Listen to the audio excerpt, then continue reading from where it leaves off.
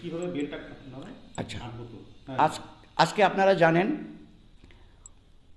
চিন্ময় কৃষ্ণ প্রভু আজকে 5 মাস যাবৎ জেল হাজতে আছেন। আমরা অনেক চেষ্টা করেছি নিম্ন কোর্টে বেল দেওয়া হয়নি। এই বেল এর এগেইনস্টে বেল না দেওয়ার কারণে on the basis of order passed by the additional district and session জাজ ইন চিটাগং আমরা হাইকোর্টে এসেছি। হাইকোর্টে অনেক দিন পরে শুনানির পরে আজকে দয়া করে মাননীয় বিচারপতিগণ 2 জন এই বেলটা মঞ্জুর করেছেন। এবং বেল মঞ্জুর করলে তো হবে না, বেরিয়ে আসতে হবে।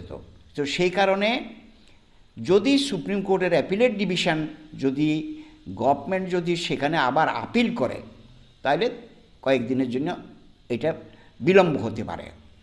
তো এটা এখন বোঝা যাচ্ছে না গভর্নমেন্ট যাবে কি যাবে না, তবে যেতেও পারে। There is an apprehension. তো আমরা আশা করি সেখানেও সে বেল পাবে। কতটা শক্ত ছিল? হ্যাঁ, কতটা শক্ত ছিল এই জার্নিতে আপনাদের? খুবই শক্ত একটা ব্যাপার ছিল, এবং সেই কারণে আমাদের অনেক সমস্যার সম্মুখীন হতে হয়েছে। আমি একজন আইনজীবী হিসাবে চট্টগ্রাম যখন যাই তখন বিভিন্নভাবে নাজেহাল হতে হয়েছে। তারপরেও high court was kind enough to grant the bail of Chinmoy Krishna Prabhu today. This is our achievement.